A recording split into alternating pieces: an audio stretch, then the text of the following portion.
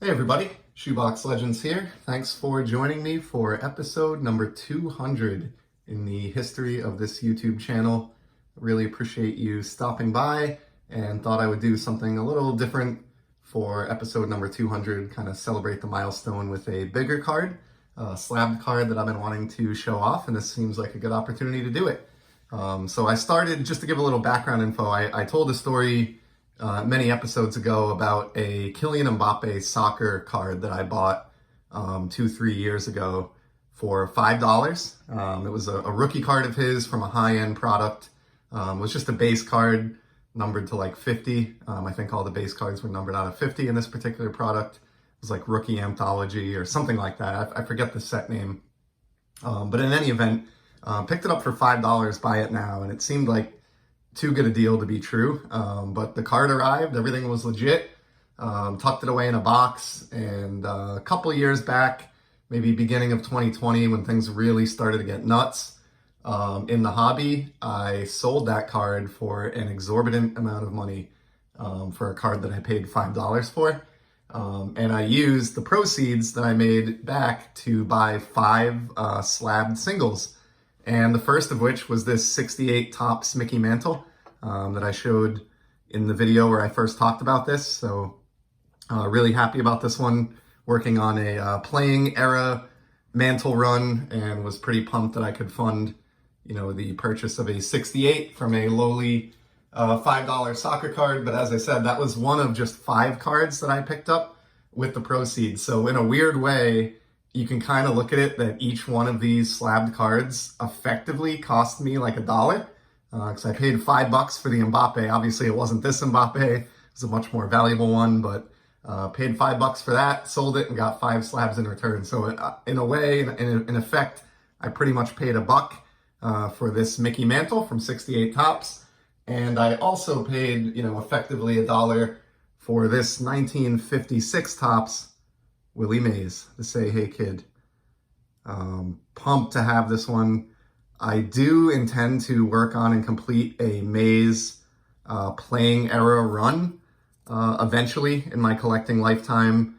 I don't think I'll include the 51 Bowman or the 52 Topps in that, just because those are, they're way past comma cards now, and they're in many cases 5-figure cards, and I've never spent 5 figures on a baseball card in my life, and I don't think that I ever will. But I'm going to try to work on Willie from 1953 onward through his retirement. I think his final card came in the 73 or 74 set, depending on your definition.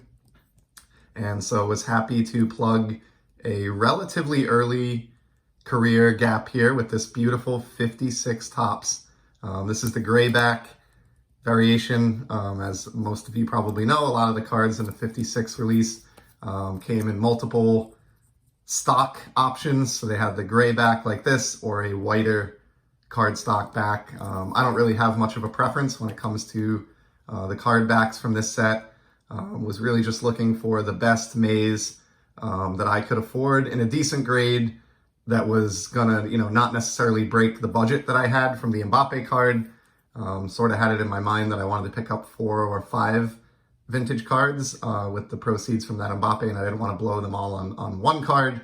And so just kind of settled at the time on this VG plus 3.5 56 Mays. Beautiful set. I love the oversized cards in the 55 and 56 releases, are really, pre-56, I should say, but just really beautiful in hand.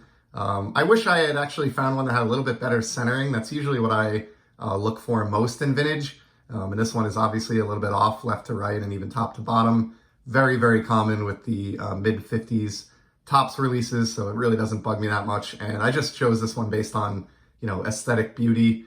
No snow or creases or really anything here to detract from, the smiling image of Willie, or that great action shot in the background where he's sliding into second base.